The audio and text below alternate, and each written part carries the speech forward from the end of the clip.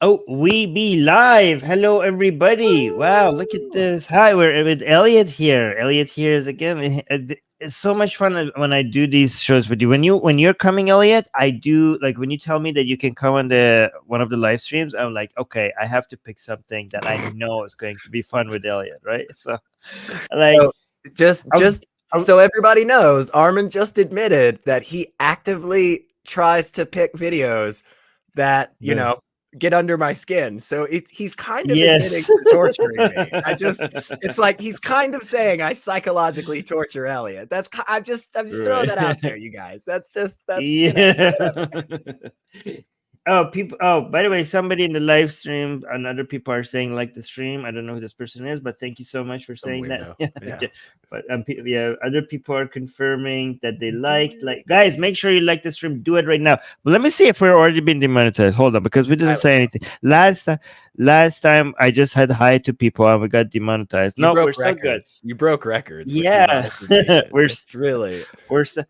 Let me show you on the screen. Actually, look, guys, we're still monetized. This is green. Green is good. Green is good. When this turns yellow, that means like we're done. We're like it's horrible. Okay, but guys, make sure you like this stream. Maybe if you guys like this stream, YouTube is like, I'm not gonna demonetize. People are loving the show, right? Mhm. So yeah. Anyway, so we have this video from the Muslim Lantern. By the way, guys, the Muslim Lantern YouTube channel is like quickly becoming one of the main English Islamic channels, right? So the main three Islamic English YouTube channels are Smile to Jannah, Ali Dawa, and Muhammad Hijab, right? But this guy just is like coming in fast and has the numbers, like has a 250,000 subscribers, getting a lot of views. When you look at Islam in English on YouTube, his videos are like showing up at the top. Really And I can impressive. see why. Yeah, I can see why. Like the guy knows his stuff. Like he's more knowledgeable than Ali Dawa when it comes to and Smile to Jannah, I think, when it comes to knowing is understanding Islam properly, but he's also not unrelatable. Like I think Daniel Haraju and Muhammad Hijab, they know their stuff, but they're not as relatable as this guy. So I think, and also the way he looks, his feature, he kind of looks like a pure Muslim young man and everything. I think everything he has everything going for him, and he knows, he speaks with confidence, and he knows that he knows his stuff, and that's why I think his channel is blowing up. But for us, his channel is an excuse to review what is working, what Muslims are saying these days, and what is popular these days, and for us to respond to it, right? Guys, have you liked the stream? Like seriously, like I'm not joking. You guys are, Yeah. shame on you if you have not liked the Yeah. stream. We're Shame, just shame, gonna shame sit on you. here quietly for a minute if you don't do Ye- it. It's gonna be Yes, very we're gonna uncomfortable. look at you and shame. But guys, what the hell? Did we What did I really? say? We got demonetized. It What was the did the shaming. hell? Like, It was the shaming. That's what did it. It was it's because you didn't like enough. I knew if you liked enough in the first 1 minute of the show, we wouldn't. No, I'm just kidding. Anyways, I'm gonna request a review.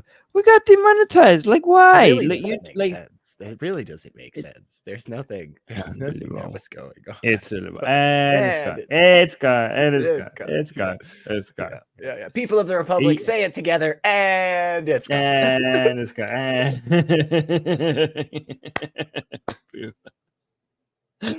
Oh man. Wow. Well, Wow. gloves are Okay. coming off then. Anyway, We're just saying it all. yeah. This is on you, YouTube. Yeah. Like, Yeah. it's your fault now. But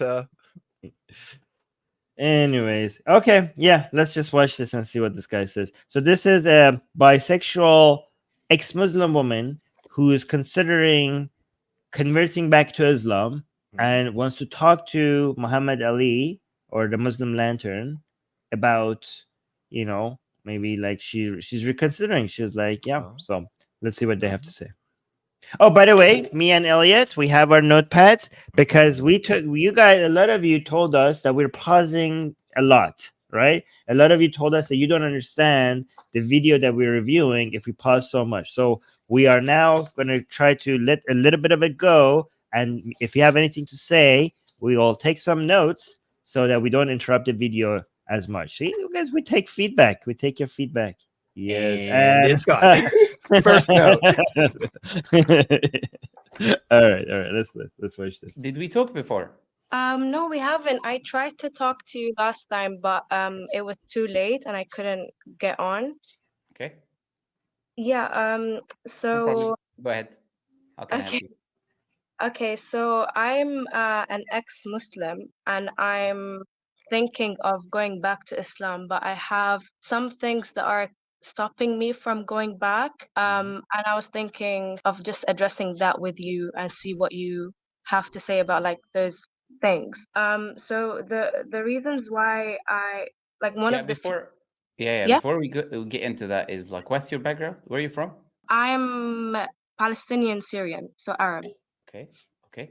And what was the reason you left to begin with? What was the reason you left? So there were a few things I feel like culture clashed a lot with the religion, and one of the main reasons was that I identified with what you call the alphabet community. Yeah, So so that was one of the reasons, and I felt like my family, which was who are very religious, hmm, kept like calling me really bad things like يعني مثل like I know, shaz I know.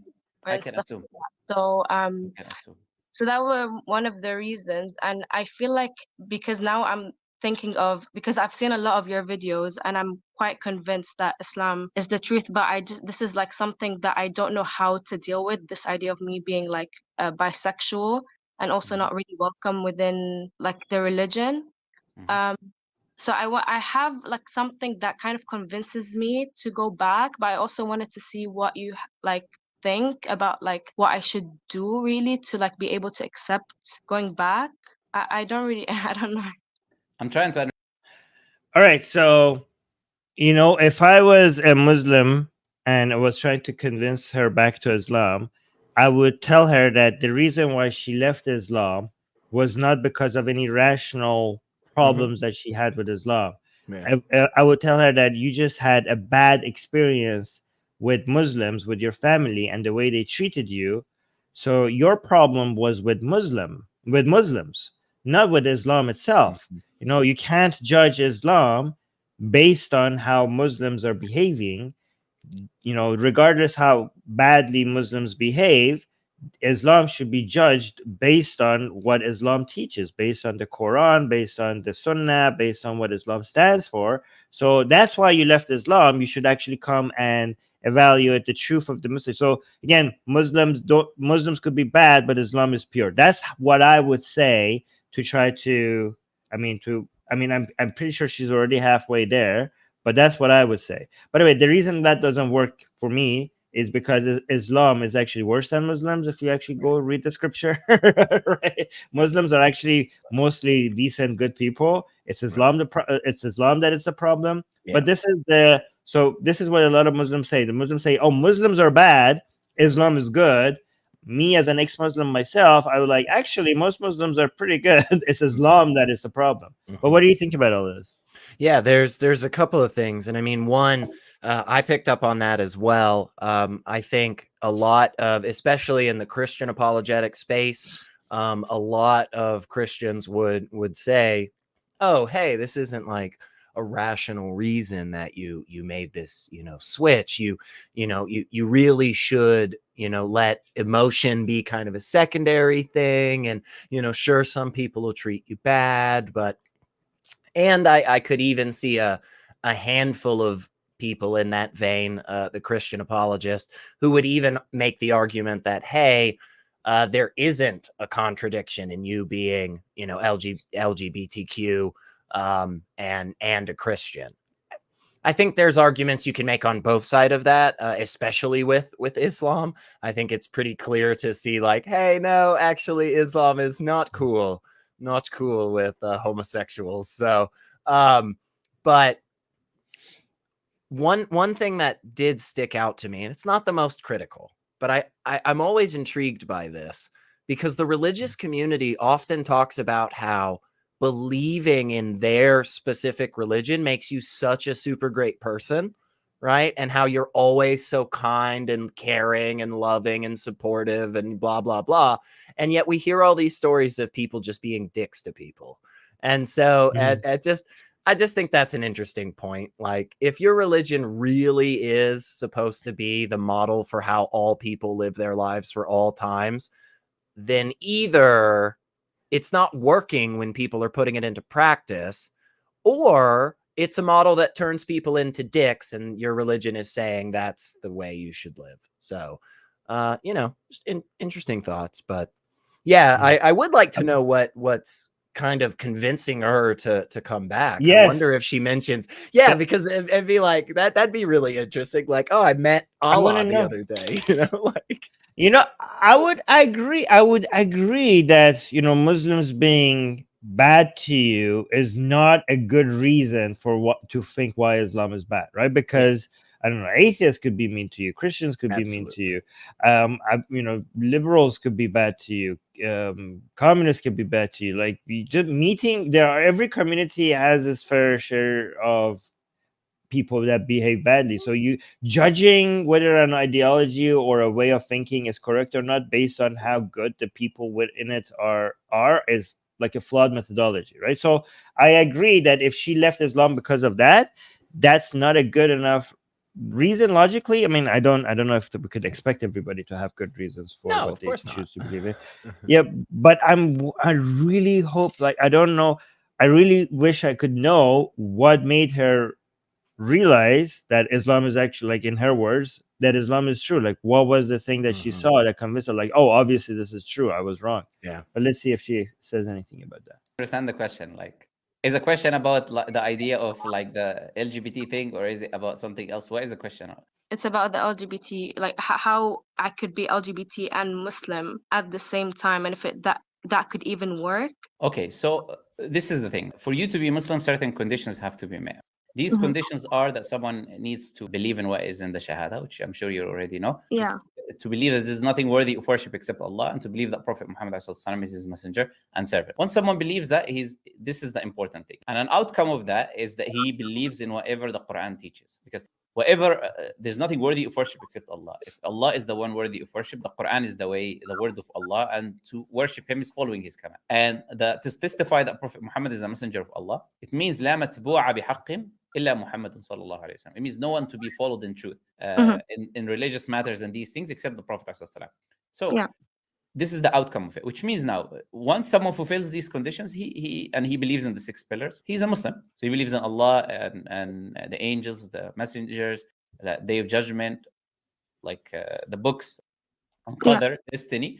If he believes these things and he believes in what the Shahada says, he believes what a Muslim believes. If he testifies it, he becomes a Muslim. Now, if the problem now with the idea of the alphabet community is if you believe this thing is not wrong. Now this is the problem. Now this will clash with being a Muslim. You cannot be a Muslim and believe it's moral. The actions are moral because the Quran says they're immoral. Islam says they're immoral. If Islam says Allah is the source of right and wrong and morality, anyways. So if Allah is the source of right and wrong and morality, then if Allah determines something to be immoral, if you believe what Allah calls immoral is moral, you cannot be a Muslim. And that's not just with the alphabet community, but with anything. So if I believe, like, for example, killing is moral, or I believe stealing is immoral, or any of these things, if I were to believe these things, that would mean I cannot be a Muslim, because that directly opposes the teachings of the Quran and Sunnah. Okay? So now this is the first thing, is that I have to submit to the idea that this is something which is haram, something immoral, something not good. From an Islamic point of view, immoral means something that God is not pleased with. Okay, so what he's saying is actually quite correct, but what he wrote on the screen was not correct. Like, what he says and what he showed on the screen was kind of contradictory, because to be a Muslim, according to mainstream,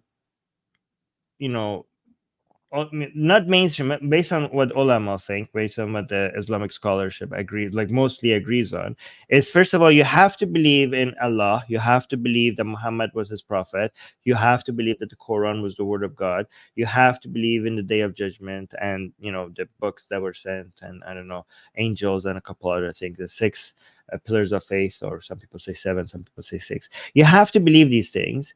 And now the question is, like, okay, if I believe these things but do not live an Islamic life, like, what if I believe these things but, like, I don't know, sin, for example, have gay sex, right, adultery, drink alcohol, would I still be a Muslim? Because this is a question that she wants to know, because she's LGBT. So she wants to know, like, if she could be a Muslim while she's LGBT. So a lot of people say, like, oh no, you can't be LGBT and be a Muslim at the same time. So now this becomes the question. If I believe those things, if I'm LGBT, I'm sinning. Am I sinning to the point that I'm not even a Muslim anymore? So here's how it works. It's not the sinning that makes you not a Muslim, is if you believe that this is okay, right? So beyond believing those things that you're supposed to believe to be a Muslim, you also have to accept the commandments of Allah. And accepting the commandments of Allah is not necessarily doing the commandments of Allah. It's not necessarily following the commandments of Allah, right? So, as an example, if you believe in Allah, if you believe in Muhammad, if you believe in, I don't know, the Quran, and you also accept that a commandment of Allah is not to drink alcohol, if you agree with that, okay, this is a commandment of Allah, you're a Muslim. But even if you drink alcohol, right? You could drink, as a Muslim, you could drink alcohol and still be a Muslim, as long as you accept that this is a sin, as long as you don't deny the commandments of Allah. This is based on a Quranic verse, right? So it's not the sinning that makes you not a Muslim. It's denying the commandment of Allah that makes you a Muslim and not a Muslim. So what he said was correct. Like, you have to submit to Allah, accept the commandments of Allah. But on the screen, what you saw, I wrote, is you have to follow the commandments of Allah. That's not necessarily. If you sin as a Muslim, that does not take you out of the fold of Islam. It just means you're sinning and you will be punished for it, but you will still be a Muslim. Does that make sense? Oh yeah, I'm following 100%. Right. I guess what's odd for me on that is it seems to me if you really do believe certain actions are incorrect and should not be done, and then you continually engage in those actions, it seems to me that you don't actually hold the belief that those actions should not be done, right? So then it would seem you could just be weak. You could just be like, I'm too weak. I know this. It's kind of like somebody who's smoking, right? They know this is bad for them, but they can't stop smoking. But that's right? an addiction. That's like a physical. That's an addiction. Like, that's something you could different. be addicted that to has nothing to do with belief. You can believe something and then have a physical impairment that prevents you. Like, I could believe that I could jump 3 feet in the air, but my physical limitations prevent me. What about eating sweets? Right? Because you know this is bad. You know, like, let's say somebody who's overweight, they're trying to lose weight. Okay. They know that they have to stop eating sweets all the time. Yeah. But they just continue eating sweets. It's just too tempting. Even though they're not denying that this is bad for them. I still feel like that's probably in the vein of a physical thing. It's an addiction thing that well, I mean, so is a Muslim would say, so is other temptations that you're doing. Like being attracted to someone of the same sex. You think like that? Like, if you know, okay, hang on. I think it's fair not to say attraction. Okay, go ahead. Yeah. Not the attraction. The attraction is not the problem. In fact, the attraction is a blessing. If you're a man and you're attracted to another man, that's Islamically, that's not a problem. That's an opportunity. That's an opportunity. But if you go ahead and do the gay, it's the act that will become a sin. So if you go ahead and so if you do go ahead and have gay sex, or I don't know, watch gay porn and masturbate to it, or think about gay stuff and masturbate to it, right? So Islamically, if you say like, oh, I know this is bad, I know this is a sin, I just can't help it, okay? You're sinning, and you will be punished for it unless you repent. But you're not you're still a Muslim because you know that you're sinning. You're acknowledging that this is a sin. And if you keep, you might keep doing it and doing it. Like the repetition does not mean that you're denying that this is a sin. Maybe you're just like, it's my weakness. I can't help it. Okay. Right. Okay. So then two thoughts come to my mind for this. One, it really, really feels like you're twisting yourself in fucking knots for an absolutely worthless thing at this point. That's just what it sounds like to me. Because then you can't make the argument. If you hold that belief, you cannot then make the argument that believing and following Islam leads to a particular behavior by individuals. Like, you can't say that. You can't hold those two things. Those two things are contradictory, because on one side you're saying you can basically act. That's not the main point. That's not the goal, anyways. The goal is to get closer to Allah, right? But if you believe, if you are a true believing Muslim or a true believing Christian, and you follow the teachings of Jesus or Muhammad respectively, you will exhibit the best of human behavior of all time. But that's not true based on that cannot be true. And also the statements that you just made, which I think you're right. Like, I think your understanding of like Islam there is spot freaking on. It seems to be butting heads there. Like, right. Well, okay. So let me. By the way, this is Praneeth. Thank you so much for the super chat. 20 rupees from Praneeth. I appreciate the support, guys. We have been demonetized, so right please, away. If you like the stream or super chats, these things really help us out a lot. So thank you so much for the support.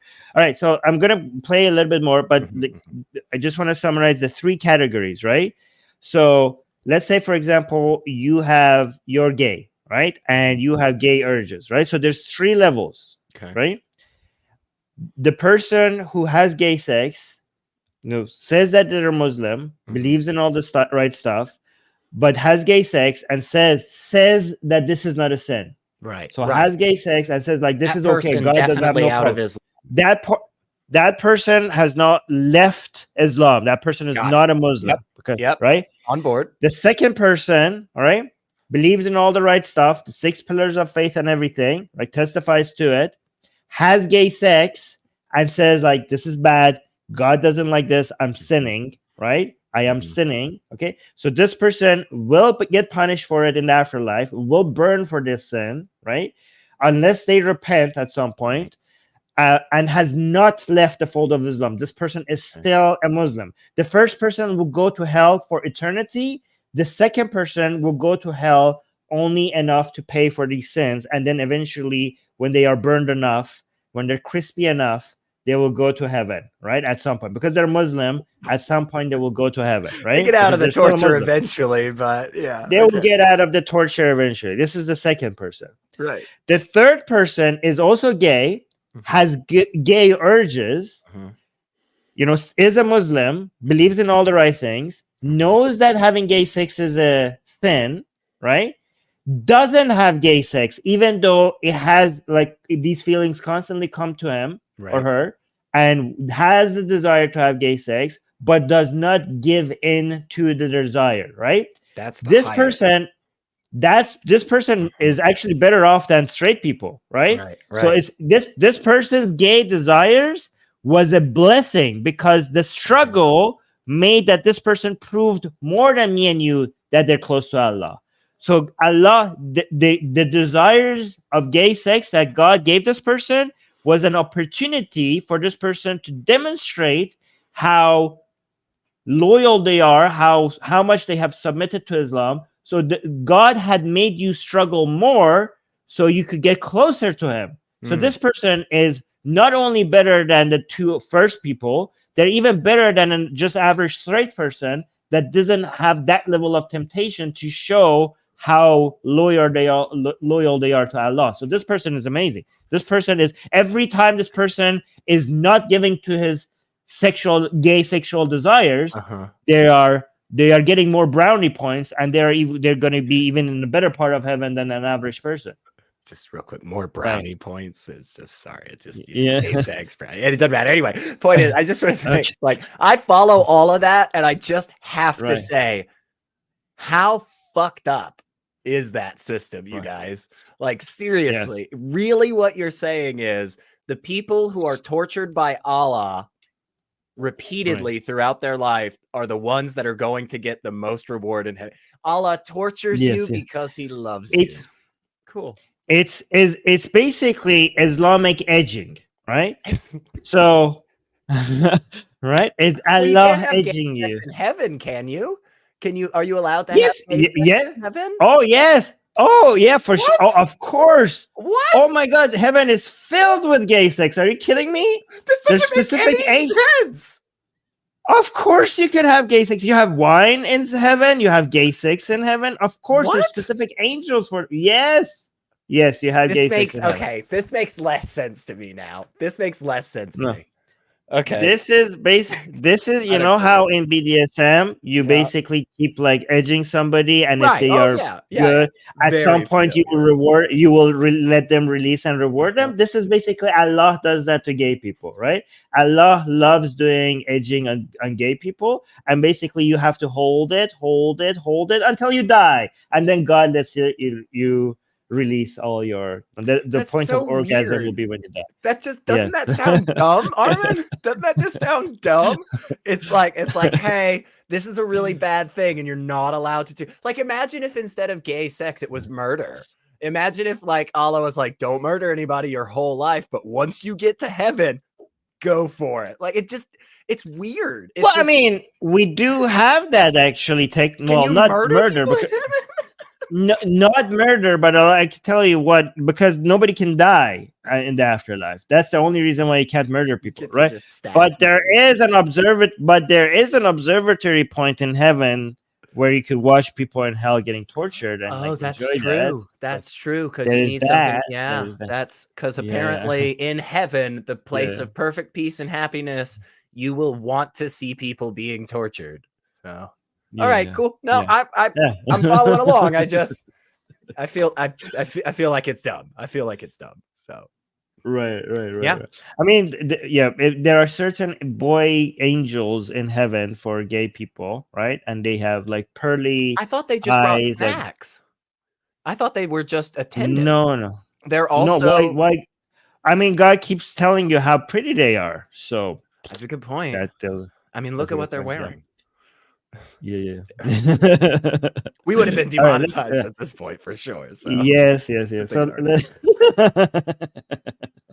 all right, let's go. Let's watch Twink Angels. Okay. All right, let's go. We are actually behind, even though we waited for so geez. long. So let's watch more of it before we pause. Basically.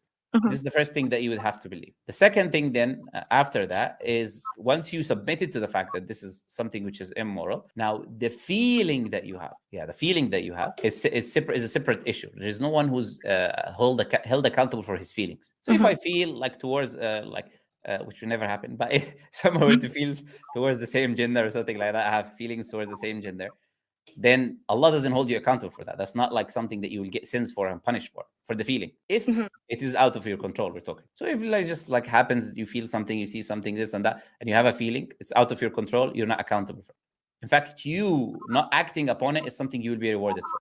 So so that will be a test that you'll be struggling with as an individual, is that you would have a feeling towards that thing. Not doing it is your test, and you get rewarded for not doing that specific thing. Would that be like jihad in a sense, or not Yeah, really? struggle. It just means struggle. Yeah, struggle against your desires. Struggling against your desires. It will be struggling against your desires. Struggling against oneself and his desires and what he wants to do. But in your case, in your scenario, if you claim you're bi, it's a very simple thing because there's men and women there. So it's not hard for you to even avoid this idea.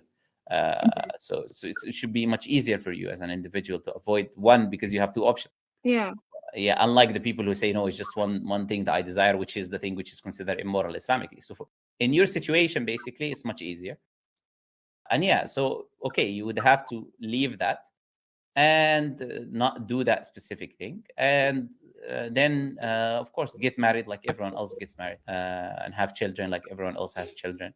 And yeah, and as long as you believe it's wrong from an Islamic point of view, immoral, I mean, as long as you believe that and that you don't do any actions like this, you're okay from an Islamic point of view. You have no sins. You even have rewards. You're rewarded, let alone you're a sinner. You even rewarded. Now about acceptance in the community and this and that, this is something you shouldn't be sharing to other people anyways. Okay. So yeah, something to keep to yourself. It would be something in your past. You came back to Islam. It'd be something in your past. You shouldn't be sharing it with other people. It's none of their business anyways. Like how would they know except if you told them? But yeah, so if you don't share it, like you're just a normal individual, and that's it. So does that Okay. make sense? Yeah, I do want to ask you. So when I say like bisexual, I think I might have labeled myself as such so that my family isn't as outraged as they would have been if I labeled myself as Okay, I got what you say. Yeah. think it might be more like a mask, I guess.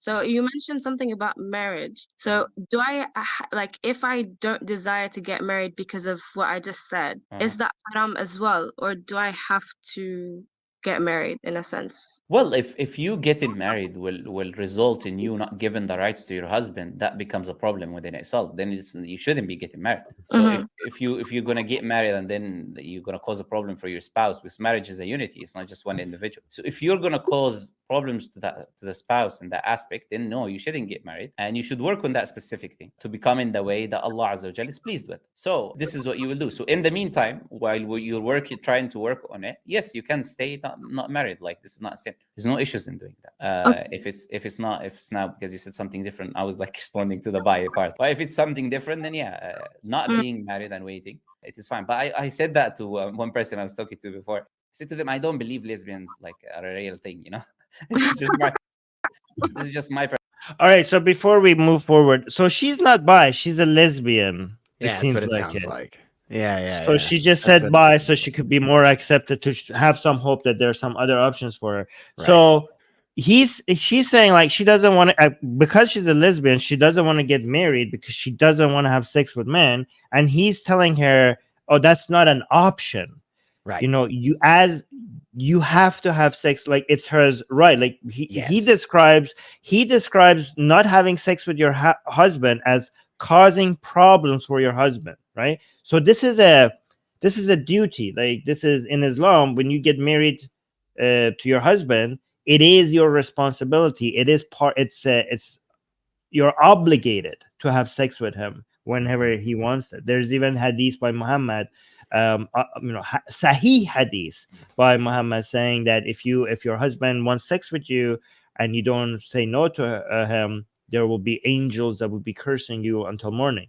And also the Quranic verse that tells you that you should beat your wife, and trying 2 other methods. Eventually, if it doesn't work, you should beat your wife if she is not obeying you. That includes commandments for you to have sex with her. So technically, not effectively, Islam tells you to beat your wife if she doesn't have sex with you, which basically means RAPE, RAPE, right? RAPE your wife, because if your wife doesn't have if your wife can be beaten because she doesn't have sex with you, that means that this is forced sex. That's RAPE. But there's a couple of other points I wanted to make. But yeah, what do you think so far about what they said? Yeah, I was mainly going to focus on those 2 things, just because I'll leave all the dawa and hikmah to you. But yeah, I think that's a really super good point. Like, not gonna do some logical philosophical argument here or anything. Just gonna point out the sheer disgustingness of that belief, that when you marry somebody as a woman, your body is now actually belonging to this other person. That is literally what he said. He said, if you're not giving him his rights. Also, I want to point out the bi erasure. I think he said it like right there as we were, closing, after she clarified and said like, basically, hey, no, I actually am like lesbian. And his response was kind of like, yeah, I don't think bi people exist. I just think that's gross. Lesbian people, lesbian. Lesbian He doesn't people. think. Okay. Well, but he was saying that he was talking about how it's easier for you if you're bi, because you could just avoid, the group that's the same and just be attracted to the other people. And again, I just think that's garbage. Yeah, I wouldn't want to be a part of a system like that. It may be true, it isn't. It may be true, but it's gross and disgusting. And yeah, I'm glad he put that on display. But yeah, go ahead. Yeah, so a couple of points. The reason why I think he says, maybe he clarifies a little bit more, lesbian people don't exist. I don't think they don't have a problem with thinking bi people exist, right? But they do have a problem with thinking that lesbians or gay people exist. Why? Because they think that, being attracted to the same sex is a condition, right? And everybody naturally can be sexually attracted to the opposite sex, right? So they can understand, like they think it's a made up thing.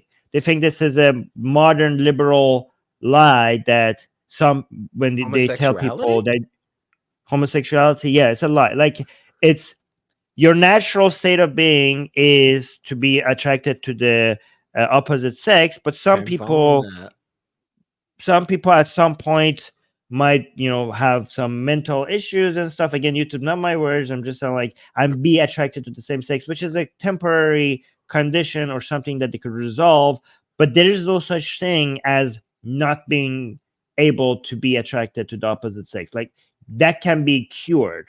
That's a curable thing. So when he says I don't believe that being lesbian is a thing, because lesbian means you permanently are attracted to women and cannot be attracted to men. He thinks that's not a thing, because if you're attracted to women, that's a curable problem. That's why they say, like, there's no such thing as lesbian. Yeah. And bi people are just being, again, not our words, they're just being degenerates that are engaging in the thing. Whereas, so it's possible for somebody to be. Go ahead. Yeah. No, it's possible for somebody to be bi because they're just like having disgusting, wrong desires, right? Right. But it's not possible to be. That's a lie, right? I mean, as an ex-Christian, you should understand. It's like Christians believe that it's curable. So these, like, basically, that's what they're saying. Like, some, but not really. I mean, the vast majority of Christians are accepting of LGBTQ people. It's mostly the bi erasure that happens. They'll say, oh yeah, you can be either attracted to the same sex or the opposite sex. You can't be attracted to both. That's where the majority of Christians would come down on that.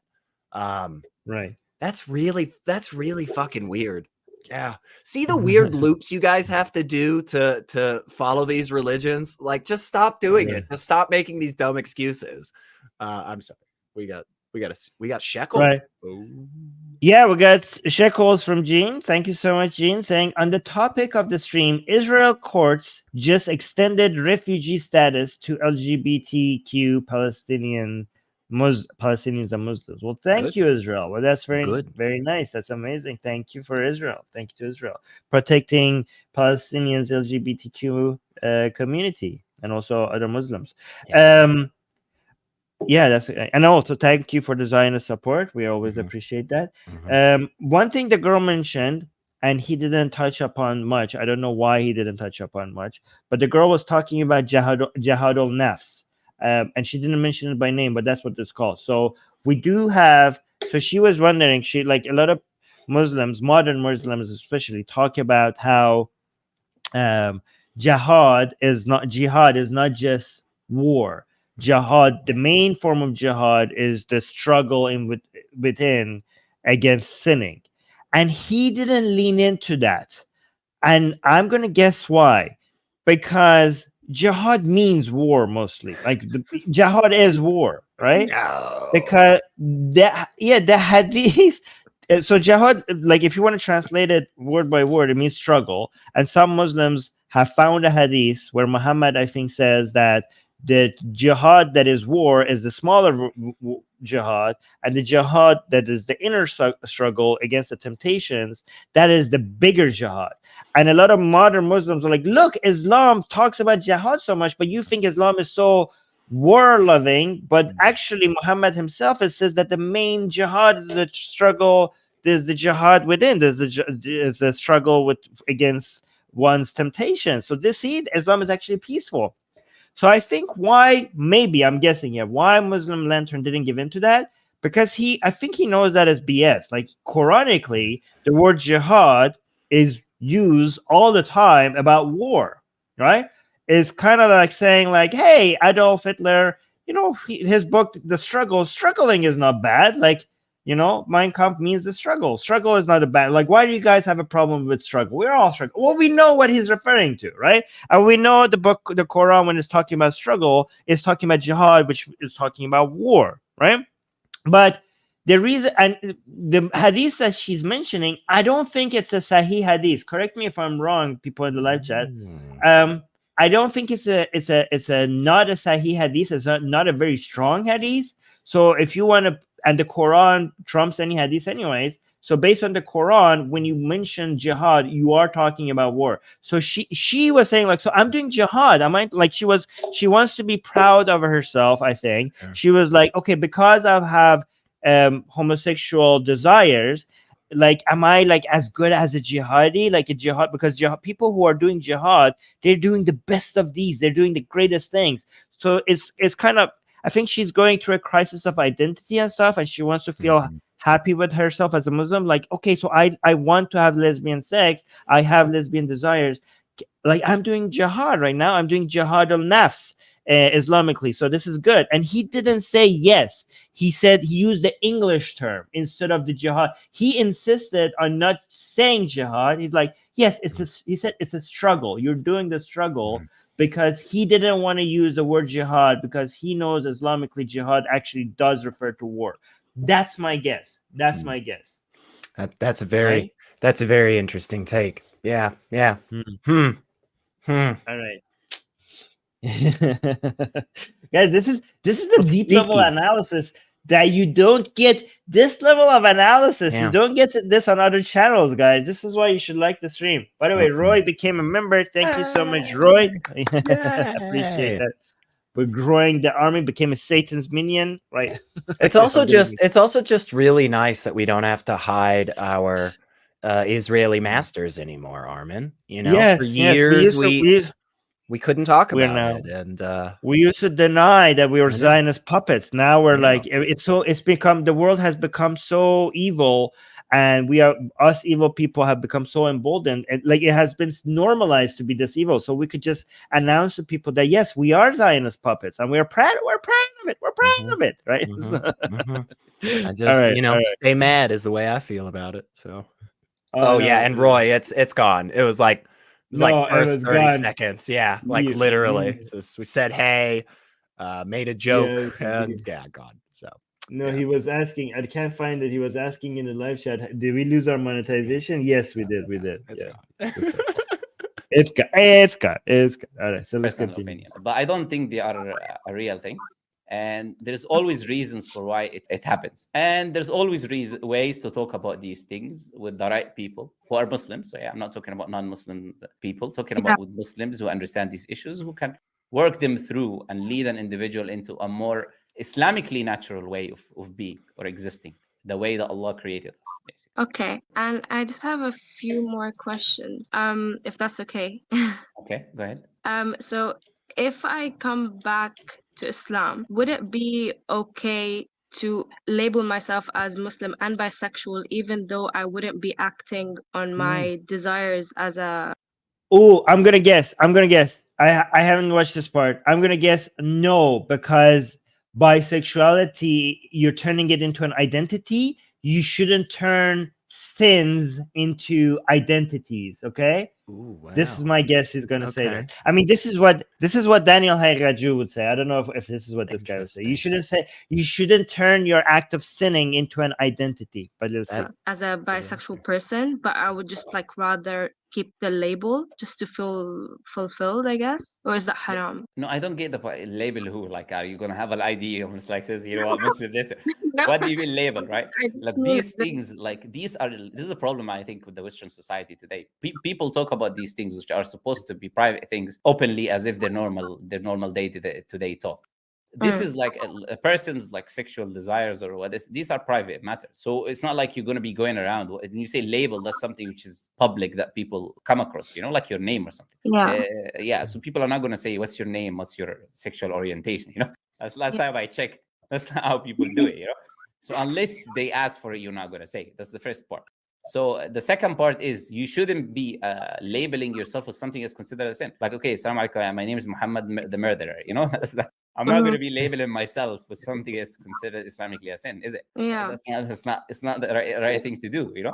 So if you're asking from that aspect, anything which is considered a sin, no one should use that as a title and label himself as that thing. Having the desire, no, because this is why I said in the beginning, submitting to the idea that this is something which is immoral. If I submit to it, then I don't want anything to do with it. I'm not proud of it. I'm going to label myself it. Yeah, but if the people around me already know that I am bisexual and then I become Muslim, I know that they're gonna ask questions, and Tell them that you should know your religion. You shouldn't ask people about their sins. And whatever is my past before Islam is between me and Allah. And the Islam يجب ما قبلها. Islam removes that which came before it. والتوبة تجب ما قبلها. The repentance removes that which was before it. Mhm. And التائب من الذنب كمن لا ذنب له. The person who repents from his sin is like the one who has no sin.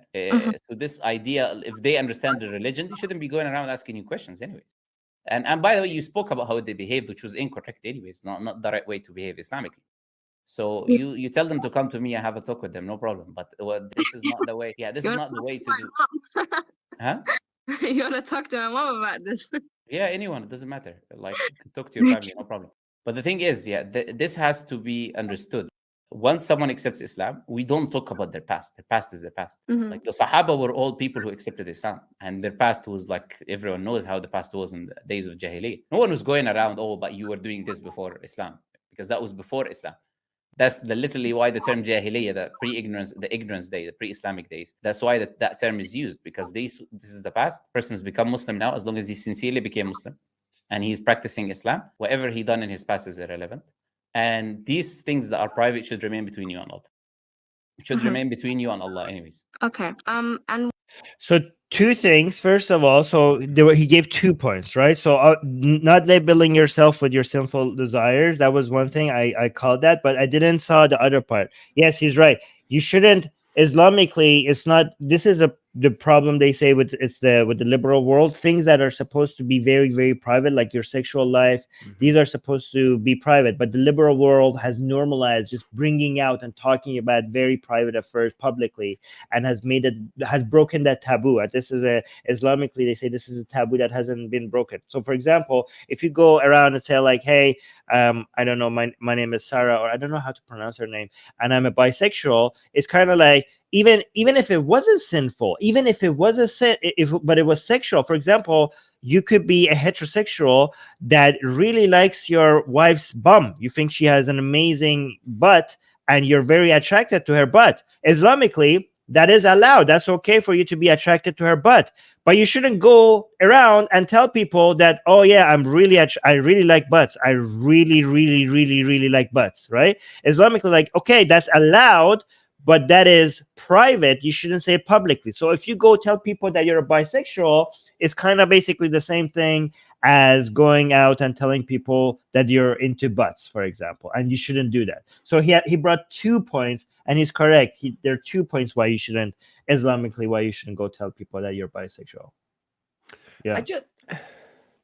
I really just, there's the 2 big aspects that stick out to me and are so frustrating is, one, the continued insistence that being homosexual or bisexual or anything that is not strictly man, woman, banging it out, like that just isn't normal, you know? The insistence on that repeatedly is so frustrating, because let's not use all of the personal anecdotes, like the fact that half of our fucking live chat right now, okay, it is like is on, some part of this spectrum, right? Right. Shout out to all our LGBTQ sinners in the chat. Stand up, say hey. Keep sinning, my friends. Keep sinning, absolutely.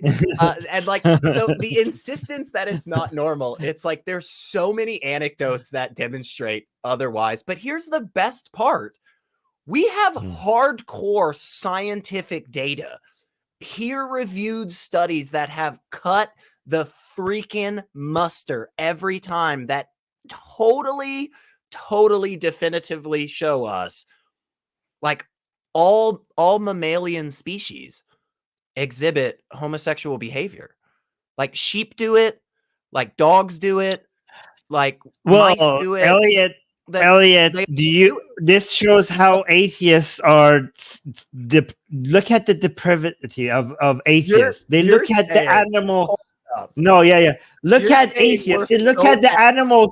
You're so bad that you look at the animal. Like, Islam is civilized. Islam understands that you don't look at the animal kingdom to see how to behave. I see. You guys. Okay. So I see what the argument is there. That's interesting.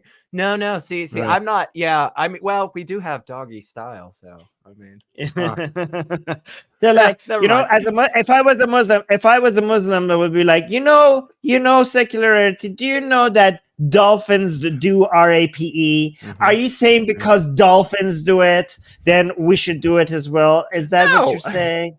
No, I'm just saying it's something that's obviously, present in living species, in living social species. You're appealing to nature, okay? You're doing the appeal to nature fallacy. Well, but in the argument that it's not natural, that's the only thing you can do, right? Is be like, no, they're not. He's not saying it's not natural. He didn't say it's not natural. Maybe it is natural. It is natural. Not normal. It is. It is natural to want to sin. God made it natural to test you. Yeah. Okay. Well, and that's just the big difference, is that he just starts from this twisted ideology. You like how good I do the Islam?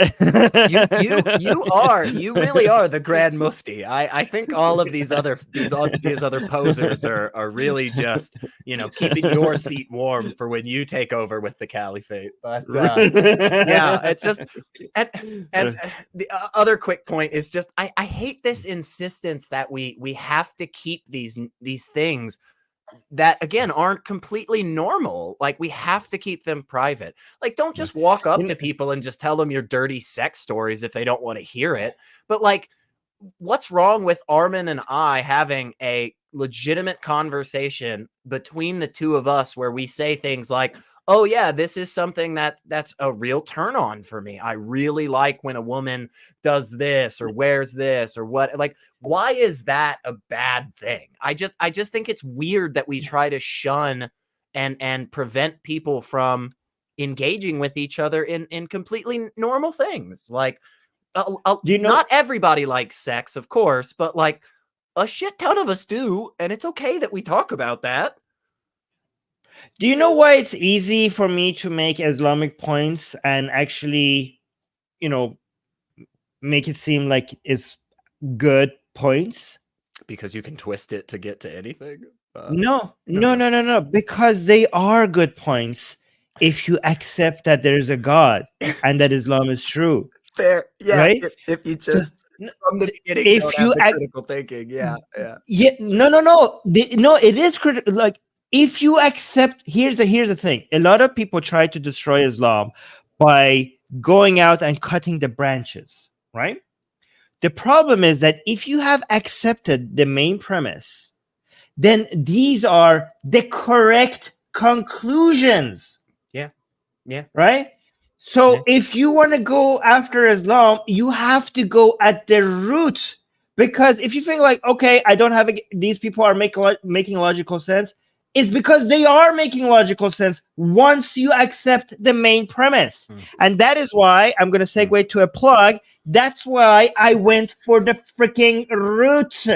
That's why I wrote this book, Why There Is No God, because if you accept this main foundation, You could make excuses for everything. When I don't have the limitations of objective reality, I could excuse anything. I could show you how the most absurd, inhumane, evil crap in the world, I could justify it for you because my hands are not tied by reality anymore. I have magic on my hand. I could make arguments for anything that you want. Anything, easy. So go for the freaking root. Okay, here's by the way, you can get my book for free, link in the description. You can get a PDF version of this for free, Why There's No God.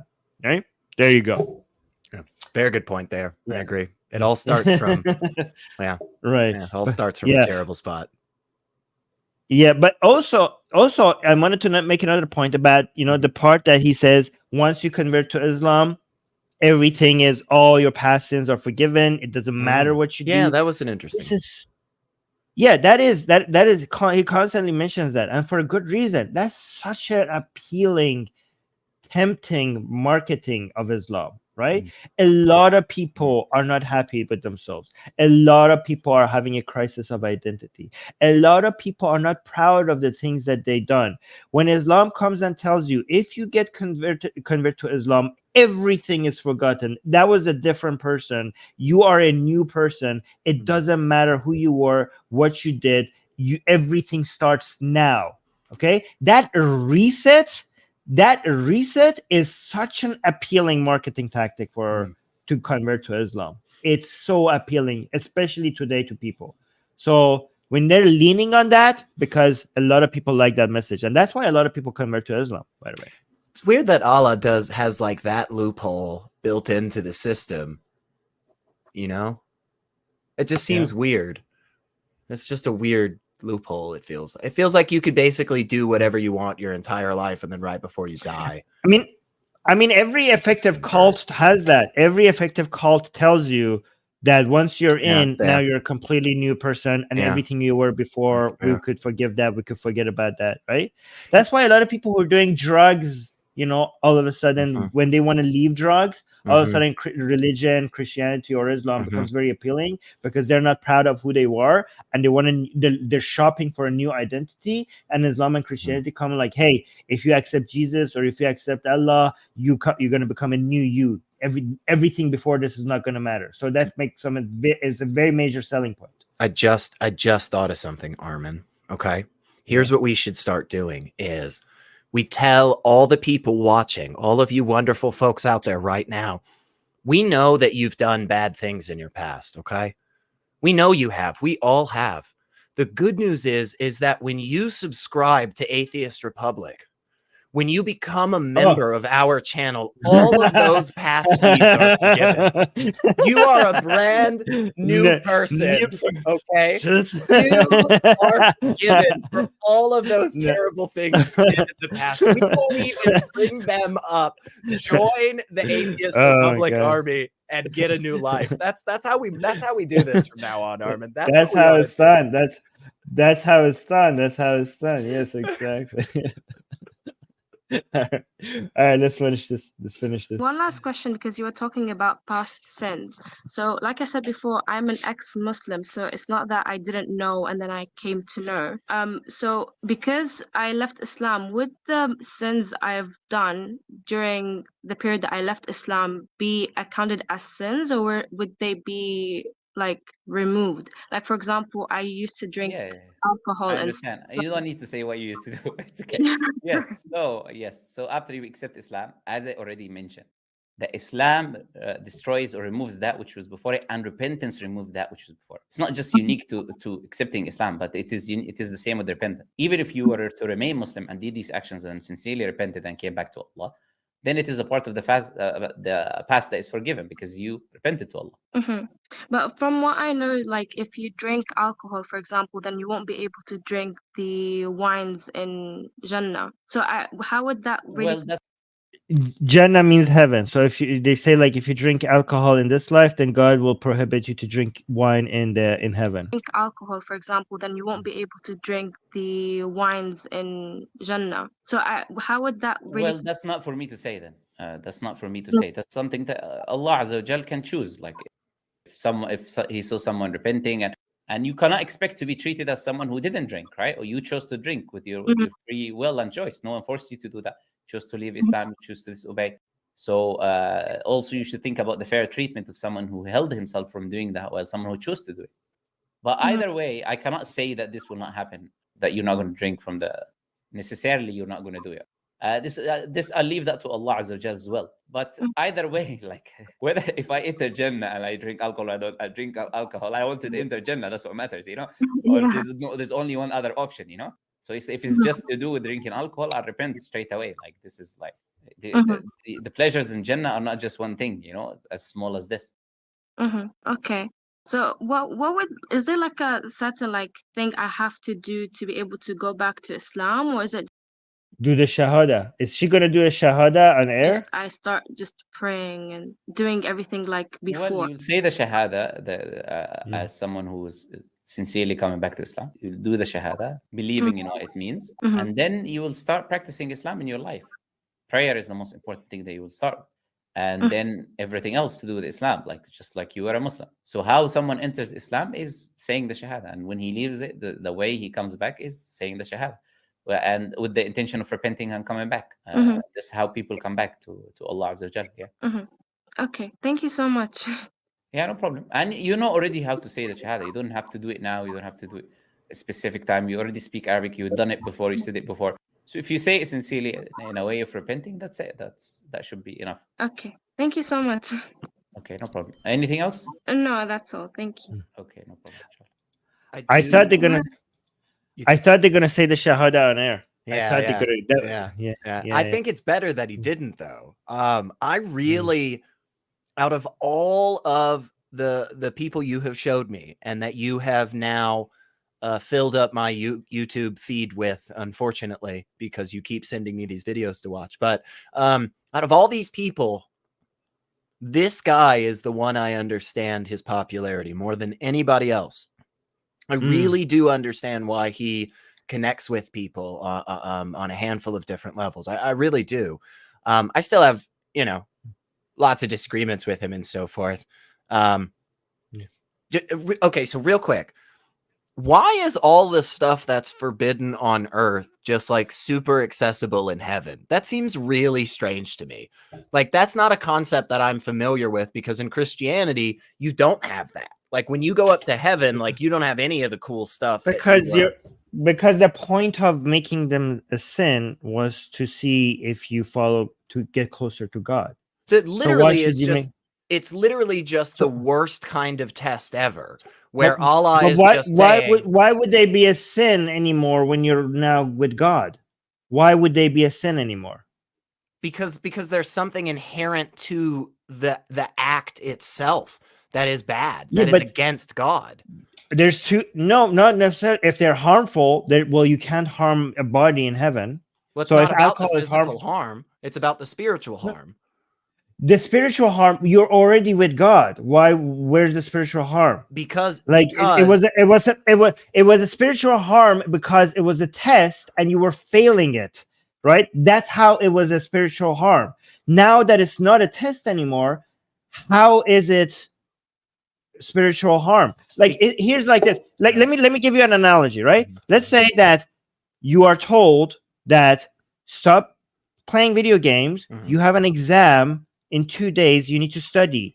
After your exam, then you could play video games, right? And then you're like, okay, I'm not going to play video games right now. I'm going to study. I passed my test. Now that I passed my test, now my dad is like, okay, now play video games. Then you go like, wait a second.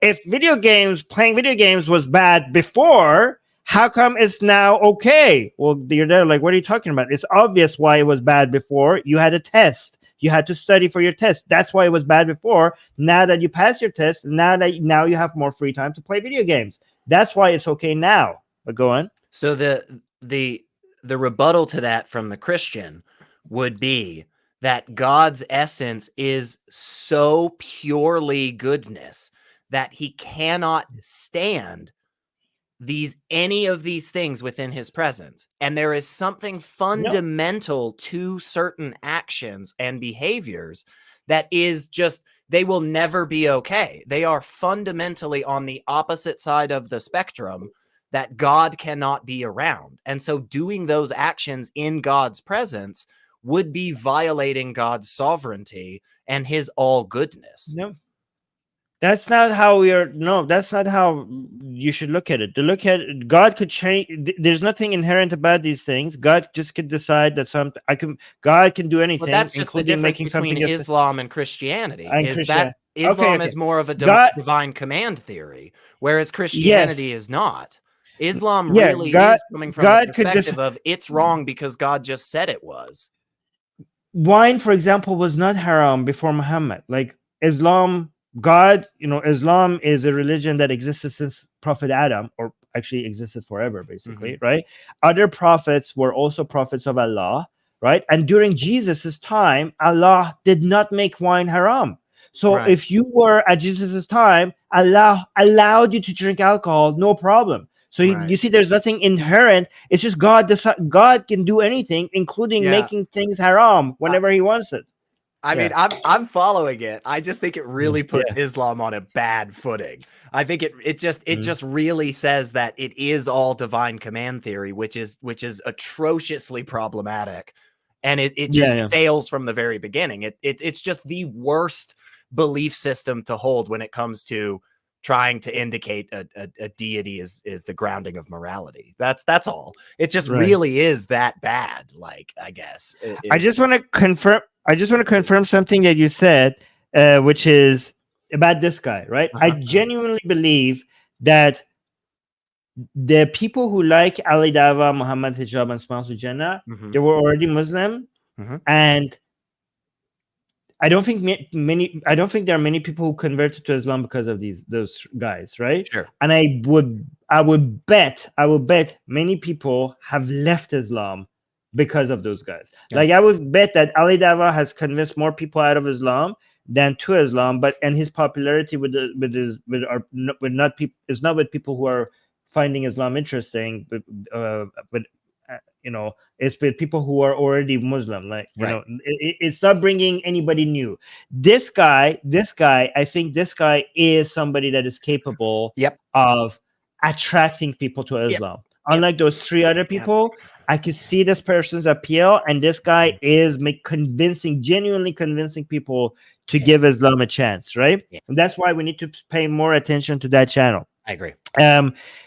Another thing I noticed about, reminded me about the characteristic of Islam, which we talked about how you, if you convert to Islam, everything that you were, all your past sins are forgiven.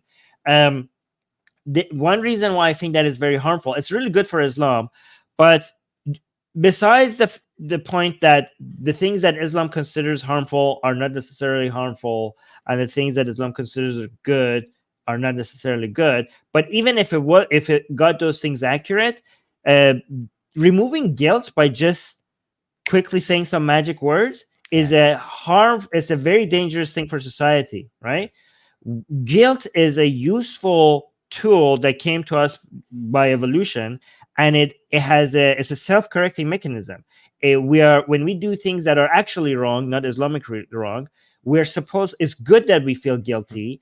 And that guilt makes us do better, makes us try to correct the harm that we did.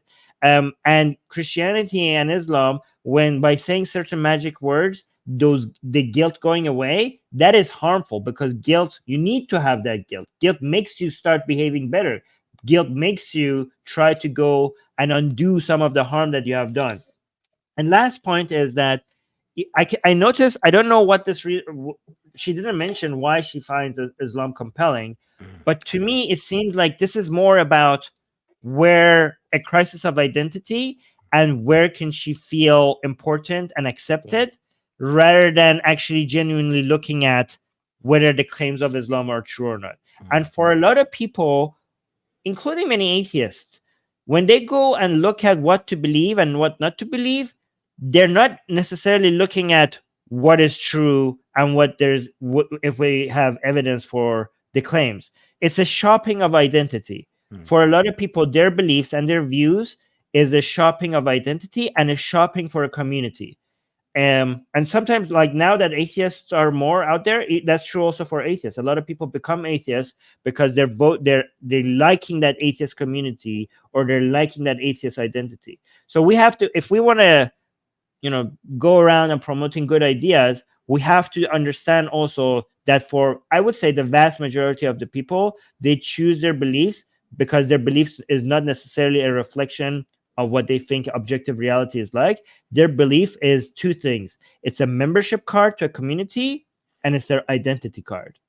That's the utility of their beliefs, not necessarily a reflection of objective reality. They don't, like, for us, maybe a lot of us were like, oh, what do I believe? Well, let me go and see what beliefs best matches what I think is objective reality. That's how we go find our beliefs. But for most people, they're shopping for those two things.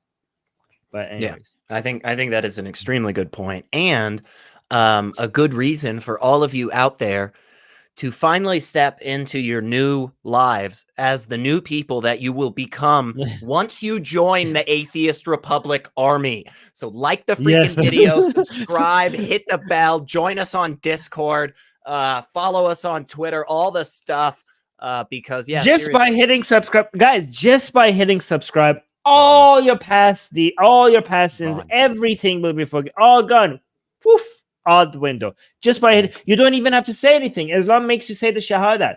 You don't even have to say anything. Just pressing the subscribe button, and just like our demonetization, all of that will be gone in 30 seconds or less. Yeah. Wait. Maybe you should do this. Like, and your sins are gone. If you subscribe, and they're gone. And they're gone. No more sins for you.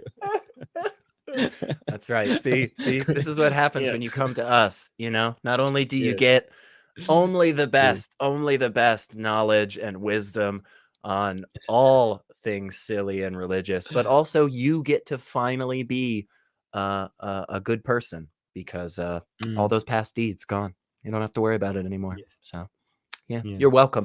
We do that for you. That's how much we love you. Is that we take it away. Sorry, your legs might grow. You might, wait, let me read it for people that are just listening. Hammers in the live chat is saying, after I subscribed, my back pain went away.